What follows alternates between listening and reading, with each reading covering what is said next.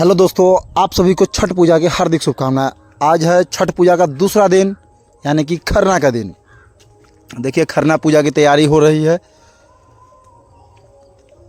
आज है खरना का दिन दूसरा। आज से पहले था नहाय खाय के साथ ही छठ पूजा आरंभ हो जाता है। जो छठ व्रती होती है वो उपवास उनका चालू हो जाता है। और आज है खरना का दिन, खरना पूजा की तैयारी हो रही है और आज रात में पूजा होगा।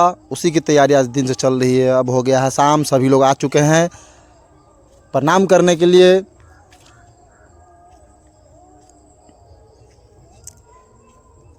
देख रहे हैं जितने भी जिनका पूजा जहाँ जहाँ होता है, जो जो छठी मैया की पूजा करती है, उनके यहाँ पे सभी आ चुके हैं प्रणाम करने के लिए।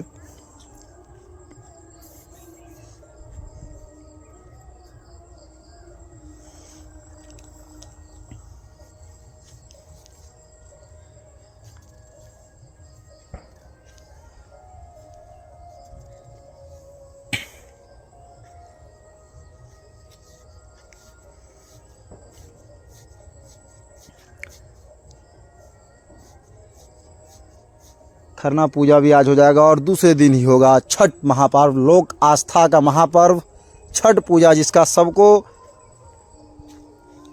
इंतज़ार रहता है।